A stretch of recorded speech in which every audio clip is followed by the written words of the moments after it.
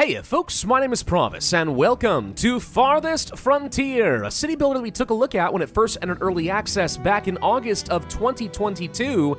And I'm sad to say the game kind of fell off my radar at that point, and I'm not really sure why. I had a very strong impression of the game. I thought it had some real promise to it, and I meant to come back, and I never did. Well, recently the game popped up in my Steam feed because it just received an update that apparently reworked some of the military units, and I thought, oh right, Farthest Frontier. I did mean to play with that game some more. Now's a perfect time to go ahead and jump back in and see if we can fall in love with this game. So that's exactly what we're going to do. Let's start up a new settlement. Now, I don't feel like I have anything I need to prove by playing on the maximum difficulty. We can always come back to that in the future if you guys would like, but for now I'll play the game as it's intended to be played, with a bit of a balance to it. A decent number of starting resources, but also some hostile forces we are going to have to worry about. As far as the terrain, there are a number of different options to work with. I think I might try playing on the plains this time around. The earth is fertile, ready for many farms, but some resources may not be available, and that means that we're probably going to have to rely very heavily on trade, which is a major part of this game. So we'll do all that, and as far as the name, how about in Yaliton? I think that's going to be fine. And here we go. Now, as I recall, this game originally had almost no tutorial whatsoever. That still might be the case, I'm not too sure. But we've scouted this area, we get a full view of the map right now. Now we get to place down our town center before we can do anything else. And weirdly enough, you cannot pause. So you kind of got to work fast a little bit here. Well, already I see something useful over here. We have sand and clay right next to each other. I know that I'm going to need both of those resources. That will be important. Searching around for anything else. Let's see. I don't want to be around wolves, so we've got to stay far away from those. There's some deer. I'm looking for a bunch of plants for early food sources. Do I see any bandits? No, not really. That's interesting. Okay. Well, knowing that's the case, I think we do want to set up in this general vicinity over here, close to where the clay and the sand will be, but also close to a few different food sources so we can easily gather something up that will help us survive for a while. Is this a ruin? I feel like this is something new. I haven't seen those before either. But yeah, this seems like a decent enough spot. So let's actually go ahead and plant down right over, I think right here. Okay, now our people are going to have to go ahead and start clearing out this area, chop down some of the trees, bring some resources over, and so on. So one thing we can do is go ahead and tell all of our laborers to start clearing out more areas. I'm going to go ahead and harvest resources. I don't want to harvest bushes and berries, but I do want to harvest some stone and any trees in the immediate vicinity. So this entire area will get marked, and my people will start chopping this stuff down to bring to some sort of a stockpile. Kind of like games like Banished, there are professions in this game, and as you can see, there are a lot of them in Farthest Frontier, which I think is a really cool thing. Right now, most of our people are going to be laborers. Automatically, we're allowed to have up to 4 builders. I remember when the game first came out, there was some consternation as to whether or not this was true, right? Could you actually have more than 4 builders? If you assign more than that, would it actually assign more than 4? It was a bit of mixed results. I never really solved that for sure. But for right now, what we've got here, this is going to be fine. So we'll go ahead and start placing this down. Let's also pause and start looking around on the map. I'm going to hit the F key to find some fertility of the region, because one thing I want to plan out is going to be some farming and where I'm going to be placing down things like housing. Housing does not like being placed next to any industry in this game. That's actually very, very important. So if I know that I'm going to have industry and stuff over here, maybe that's what I do. I turn this into an industrial area, in which case we keep housing here and down over here. That could work. All right. Not super important this exact second, just the sort of thing that I want to be thinking through, because very soon we need to start placing down some housing. Let's go ahead and get ourselves some roads built out, let's say this away. Now, as I recall, roads are kind of fun in this game in that they are a little bit more flexible. It's not necessarily a grid. You can kind of place it offset, and it'll naturally try to form kind of a curved path like this, which I think ends up looking really cool and far more natural. It's actually one of the best applications of that feature that I have seen in some of these city builder games. Now, we can't build anything until the town center is done, right? This has to get cleared out, so all these buildings are currently locked. But there are a number of them that we are going to be able to build. Okay, apparently I'm wrong. I can get things like a hunter's cabin and stuff now, and I guess we should probably go ahead and do that, so let's plan on that. I believe, yeah, tab is the rotating button in this game, which is going to mess me up on several occasions. Just FYI, I am going to hit the R key, and it's going to pull this up, and it's going to cause problems. I'm sorry, it's ingrained in me, all right? That's just how it is. We also want to get ourselves a forger's shack, so I'll go ahead and place one of these right next to it, because there's a fair bit of growing materials, and we can always move the work zone as needed, so it doesn't have to be right next to where these plants are. are. I see some greens. I also do see some hawthorn over here, plus some sumac. Okay.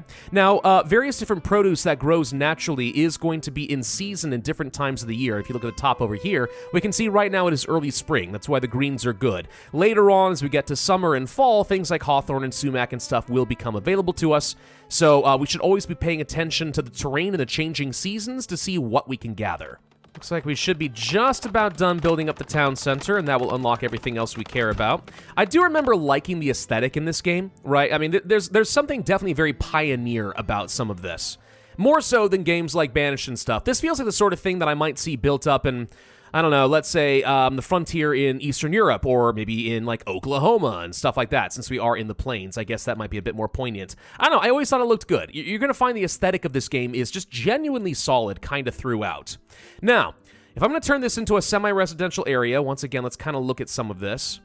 Yeah, I think that what we'll do is I'll probably place like a marketplace down over here and then surround this by some housing. We'll want to have some space for some amenities and parks and stuff as well.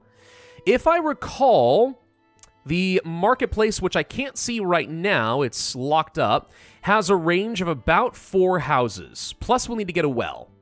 But a well is a weird shape or not a good size. So, I don't know. And also, it needs to be placed based on water availability. Oh, right.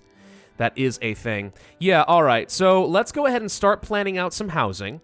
I'm going to leave a little bit of space in case I want to place down some parks. But we'll do, let's say, something kind of along here. There are very efficient ways of building up your housing to work around marketplaces. I am not trying to go for those right now, all right? You can find those on the Steam guides and stuff if you want to. Some people put together some really good plans. I don't know. If I want to try hard this later on a maximum difficulty, that would be fine. But that's not what I'm going for, so it's not going to happen. Sorry. I do feel like I need to place down a well, like, right away, though. I'm actually going to go to this, and I'm going to say that this is a prioritized building. There we go. If workers are available, go ahead and start working on this first and foremost. People can get dehydrated in this game. And you can imagine if they start getting dehydrated, they're going to get ill, and ill people struggle to recover. So, yeah, that'll be a problem. Other things we're going to need include things like firewood splitters. Now, it's not very noticeable, but there's kind of a little orange cloud around this, and that has to do with the desirability. If I place it close to some houses that were built, what you would see is it would start reducing the desirability of this neighborhood. We don't want that. So that's one of the reasons I'm going to be placing this kind of up over this direction, close to the town center, let's say up over here. Sure, that's fine, and where I intend to have a bunch of industrial buildings. Most of the buildings, though, are going to be far more noticeable in their desirability, especially if they are very stinky. Compost yards, for example. Keep those far away from your housing, all right? That's going to make people feel real upset. Speaking of housing, we're getting our first one built up right now. Perfect. I'm trying to remember, do houses like auto-upgrade in this game? I think they do based on desirability and amenities and so on. Yeah, we can actually see that over here. So as the desirability goes up, it can become a tier 2, 3, and 4 sort of a structure. You do have to provide certain requirements, though. A tier 2 town center, it needs a well nearby, more desirability, it needs a couple of different food types, and so on.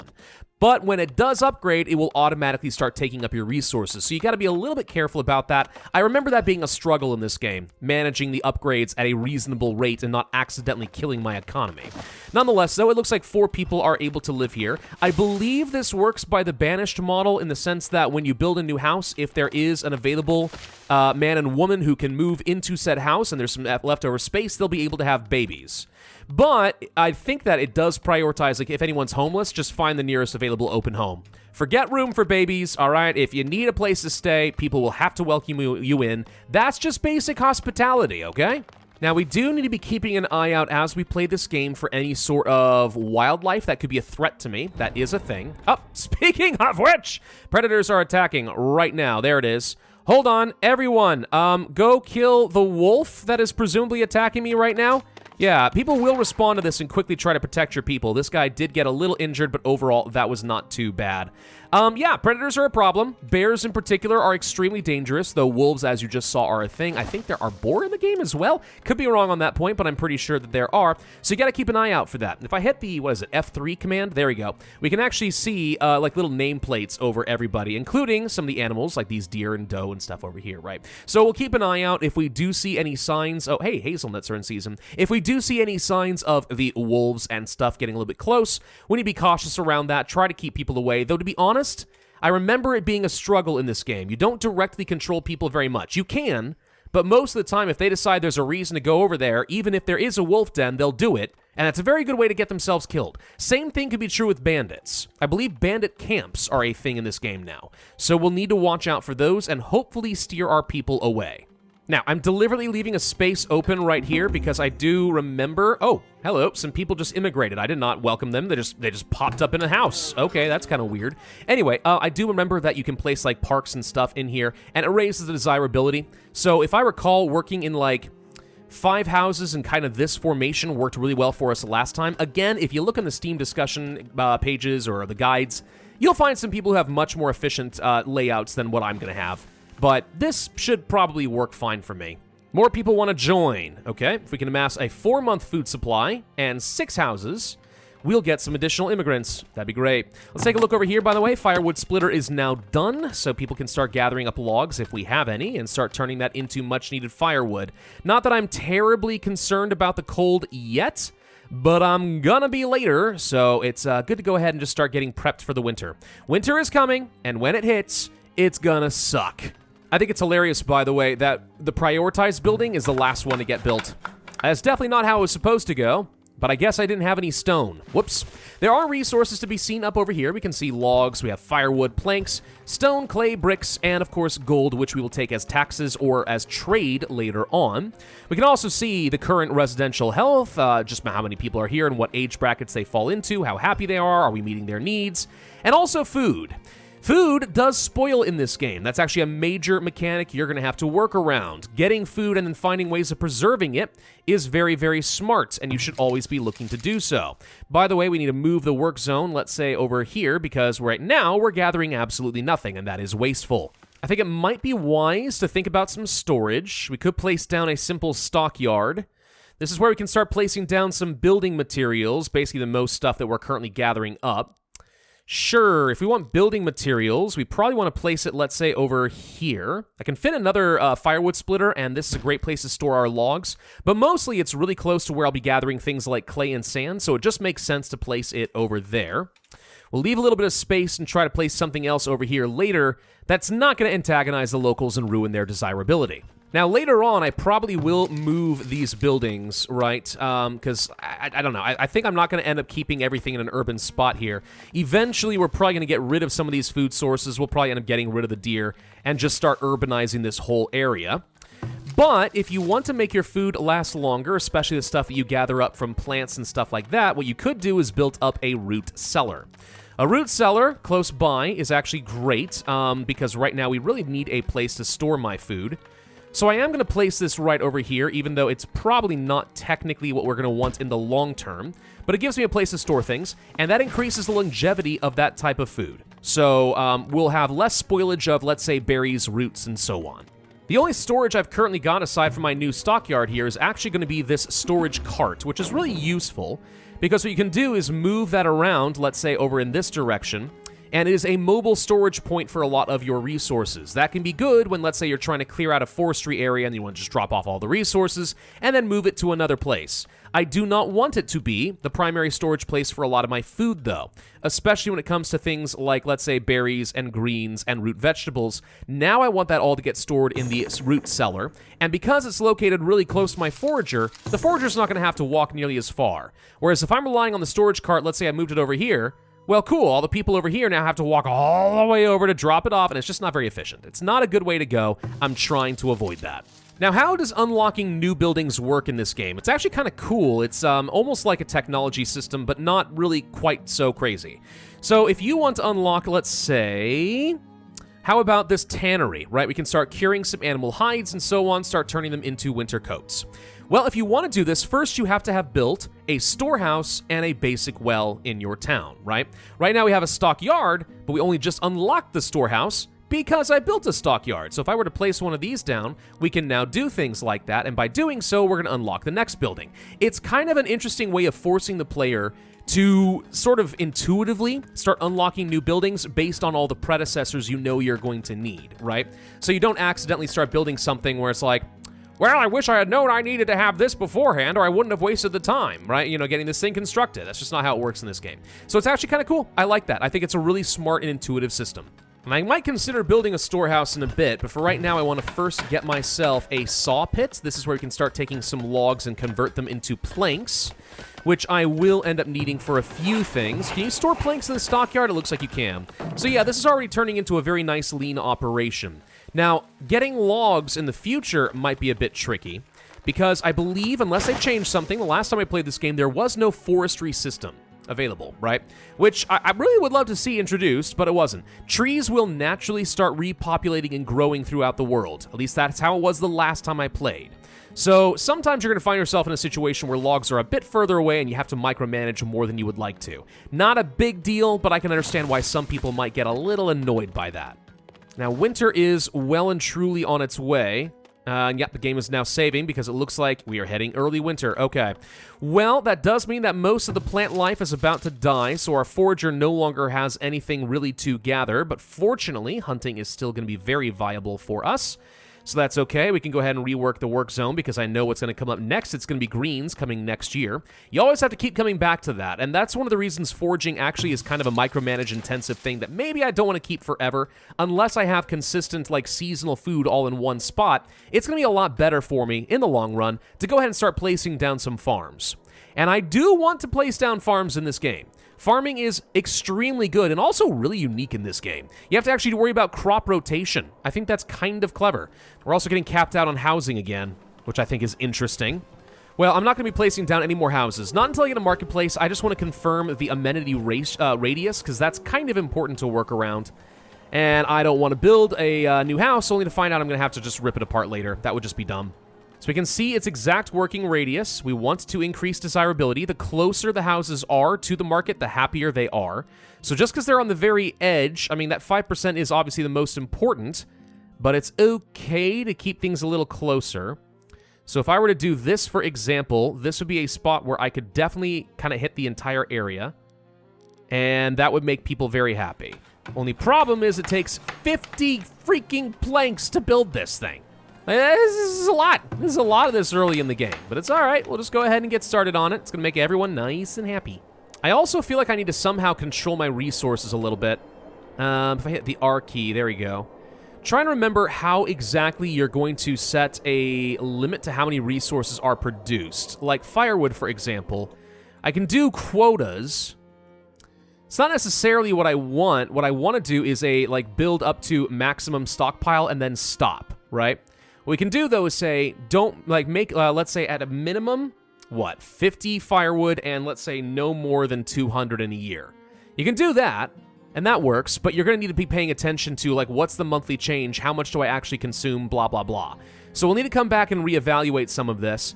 There might be another way to do it, and I don't remember. It's been a while since I last played, like a year and a half, like sue me, but we're gonna probably have to come back and adjust those numbers later on, and that's fine, not a big deal.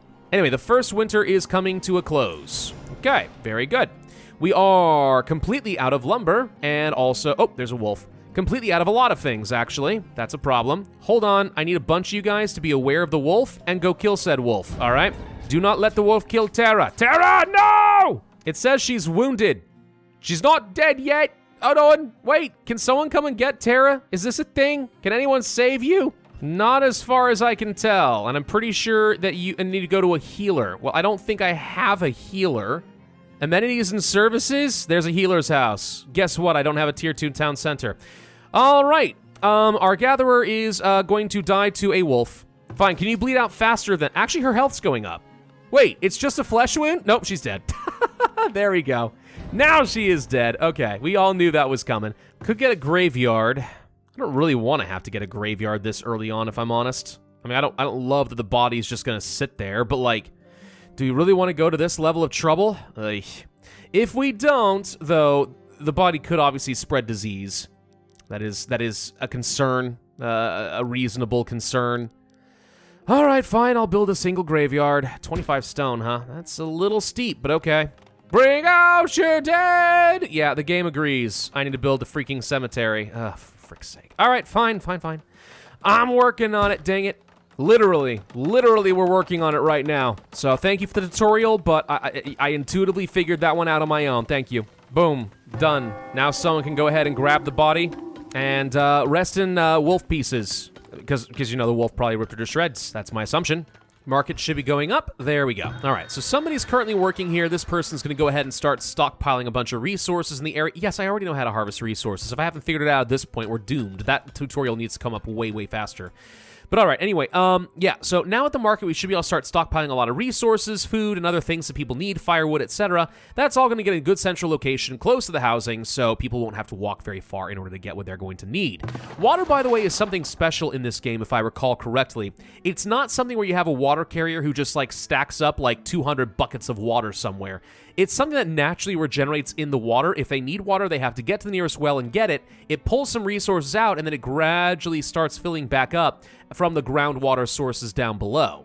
So you may have like a decent stockpile of water, but if you run out of that, it's going to take a long time to regenerate, which is one of the reasons that having a handful of wells is sometimes a good idea.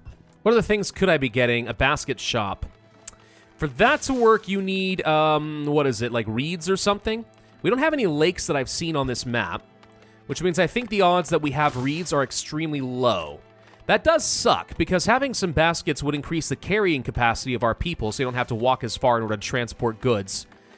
So we may want to consider trading for that in the future, I'm not sure. The Fletcher building would get me some bows and arrows, I don't need that right now. The Cobbler Shop to get shoes, yeah, that is a thing that people are asking for. Fun fact about the Cobbler Shop, you can actually place this next to the housing, and people don't mind at all. So I'm okay with placing this kind of in this general area here. The tannery is now up and a-running, so people are going to start producing some hide coats. Okay, that was something that people are asking for. Impending blizzard! No! That means we're going to go through our firewood kind of quickly over here. Ugh.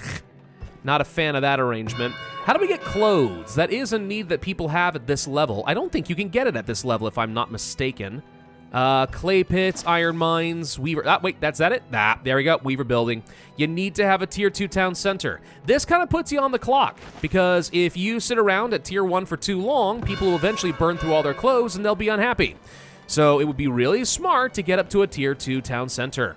All right, so the blizzard is striking right now, which, you know, fun. Like, yeah, really, really fun. Glad this is happening. People are currently hiding, by the way. You may have noticed there's like was no one walking around. When there's a blizzard, everyone just stays in their home. Because like it's a snow day. Who wants to walk around in a blizzard? No one. The problem is, because of that, my food stores are running kind of dangerously low. All right, I'm going to get myself another forager shack for the same reasons. Again, all this gets deleted probably later. And we need to start thinking about how we're going to do farming. And like now, we need to start thinking about how we're going to do farming. So, okay, let's go ahead and plan this out. So, according to some of the reading I've done, the most efficient thing you can probably do with farms is actually to build them in the smallest size possible, which is a 5x5. The reason being, you can then have kind of a lot of different crops all like neighboring each other, and diseases are less likely to spread around. It's a little bit easier to control that. That said, seems kind of gamey. The main reason I'd be tempted to do it is because I know at some points we're going to unlock apiaries, bees. And they have a certain range to them, and it just so happens that if you build a grid of 5x5, let's just go ahead and say a 15x15, which would be this here, right in the center, you can place an apiary, and boom, all your farms would be more efficient. So it's very tempting to do things like that. I might still want to consider it. Maybe we just go ahead and try it. Should we try being a little bit gamey to start off? Yeah, I'm okay with it. Let's go ahead and start by building a couple of farms like this. We're getting into decently fertile territory. I can also expand another sector of farms over here. That would be fine. We're not going to be able to do anything right now because it's winter, and no one's able to really clear the land out during the winter. It's extremely hard and unpleasant. Okay, another winter has been survived. We need to get this other forager up and running pretty quick. You can stay working where you currently are. There's going to be a lot of food to enjoy there. You can continue working where you are because there's already some greens we'll have to rotate around. Get a little bit more food. Fortunately, we had a bit of smoked meat that is lasting a long time, so we're okay at the moment. So far things are looking kind of fine. We're about to finish the cobbler, which at least will start getting me some shoes out of the hides that we'll get from hunting. And here you can see we got a lot of farmers over here trying to clear out the land. It takes a while to clear out farmland. Do not think this is something you can just plop it down and boom, you instantly have it. It's not going to work out that way, I'm sorry to say.